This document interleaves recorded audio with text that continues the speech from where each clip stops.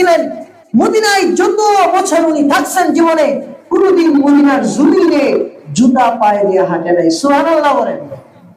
কি আসে ওনাকে জিজ্ঞাসা করলো, মালিক মদিনাতে চলাফেরা করো, তো জুতা পয়রা কেন চলাফেরা করো না? মালিক বললেন, যে জমিনে আমার রসুল চলছে, আমি জানি না জুতার পা আমার রসুলের পা কোন কোন জায়গায় লাগছে।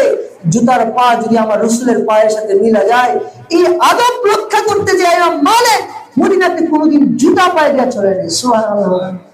এস কম না বেশি? কি আদব মদিনার! ইমাম মালিক রাহমাতুল্লাহ আলাইহি জীবনে কোনোদিন মদিনার গলিতে গলিতে জুতা পয়রা ছড়ে নাই। এরকম মদিনার এস ইমাম মালিক রাহমাতুল্লাহ আলাইহি বলেন, আমার থেকে বড় একজন আশিকের সাথে আমার দেখা হয়েছে। সুবহানাল্লাহ বলেন না? আমার থেকে বড় একজন আশিক আল্লাহ রাসূলের, তার সাথে আমার দেখা হয়েছে। আমি তো জুতা পরি না মদিনাতে, আর সে এরকম মদিনার মাটিতে প্রস্রাব পায়খানা করে না। সুবহানাল্লাহ বলেন।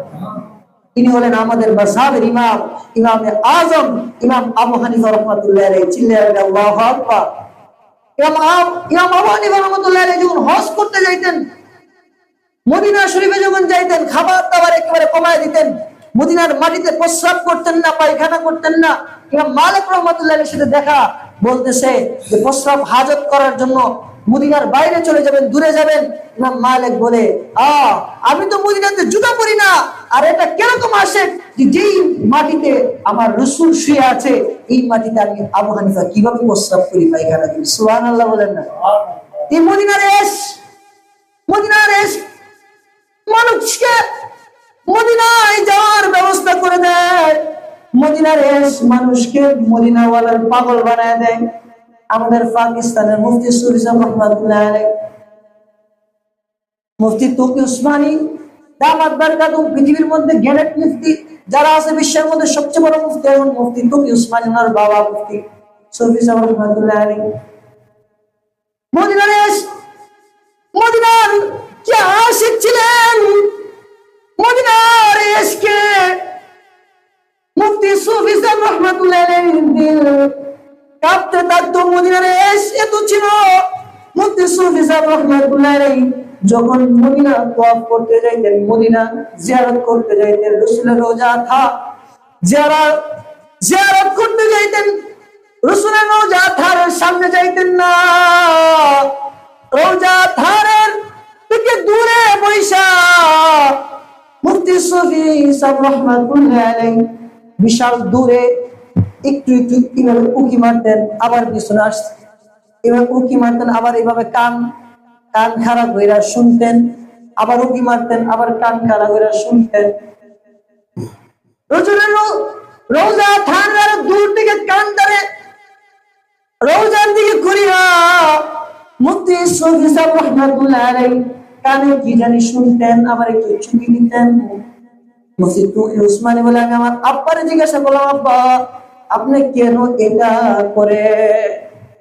মুফতি সুফি বলেন, ও তকি, আমি রাসূলের রওজা থারের সামনে যাব, আমার রাসূলের সাথে কোনো বেয়াদবি হয় কিনা, এই ভয়ে আমি রাসূলের রওজা থারের সামনে যাইতে আমি সুফি ভয় পাই। আমার রাসূলের রওজা থারের সামনে গিয়ে দাঁড়াবো, যে আমি সুফির দ্বারা কোনো ভুল হয়ে যায় কিনা।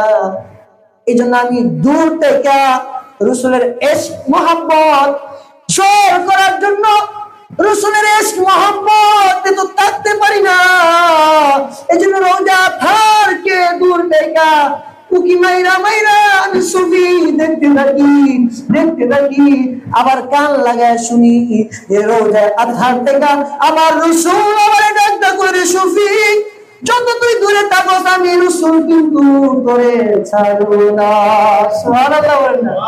আবার রাসূল বলে, সুফি যত দূরে থাকস না কেন আমি রাসূল কিন্তু তোরে তাই না আমি রাসূলের কাছে আনবো। আমার রাসূল ডাকে, এই ডাকটা আমি সুফি আবার কান দিয়া শুনতে থাকি। সুবহানাল্লাহ বলেন। এই বাক্য যদি আমার হইতো, রাসূলের রওজা ধারে দাঁড়ায়া রাসূলকে সালাম দিতাম, আর রাসূল রওজা থার থেকে আমার সালামের জবাব দিছে, আমি শুনতে পাইতাম। ইয়েস, আল্লাহ আমার ভিতরে পয়দা করে দেন, আমাদের ভিতরে পয়দা করে দেন। সকলে বলেন আমিন। মুফতি শফি সাহেব রহমাতুল্লাহ আলাইহি রাসূলের এত আশক, এর মধ্যে এত পাগল ছিলেন, রাসূলের মোহাম্মদ, রাসূলের রওজা আধারে যাওয়ার ব্যবস্থা হয়ে যায়। এই জন্য আজকে থেকে দিলের মধ্যে রাসূলের এশ পয়দা করা, রাসূলের এশ দিলের মধ্যে পয়দা করা। কিরকম